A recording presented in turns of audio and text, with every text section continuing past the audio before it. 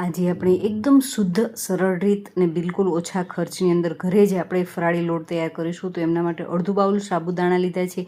સાબુદાણાને આપણે 2-3 મિનિટ માટે આ રીતે શેકીએ, દાણો ક્રિસ્પ થઈ જાય ત્યારબાદ આપણે ગેસની ફ્લેમને લો કરી અને સાબુદાણાથી ડબલ એટલે કે એક આખું બાઉલ ભરી અને મોરૈયો લીધો છે, જેને સાંબો પણ કહેવામાં આવે છે. એમને પણ 2 મિનિટ માટે શેકી લેશું. દાણો ક્રિસ્પ થઈ જાય ત્યારબાદ ગેસની ફ્લેમ બંધ કરી આખું બાઉલ ભરી અને રાજગરો આખો લીધો છે. જો ગેસની ફ્લેમ બંધ કરીને કરશું નહીંતર ફૂટી અને એમની ધાણી તૈયાર થઈ જશે.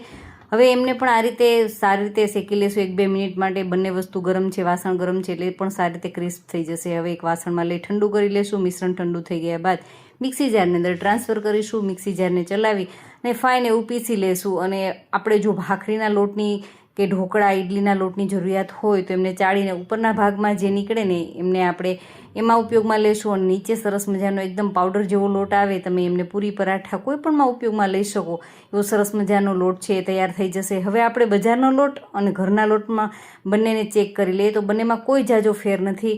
બસ એકદમ સરસ મજાનો ઘરે પણ તમે શુદ્ધ અને એકદમ ચોખ્ખો કહી શકાય ને, કે જે કોઈ પણ જાતની ભેળસેળ વગરનો એવો ફરાળી લોટ છે ઘરે બનાવી અને તૈયાર કરી શકશો. આમની ડિટેલમાં માહિતી જોતી હોય ને તો ફૂલ વિડીયો નીચે જઈ ક્લિક કરી અને વોચ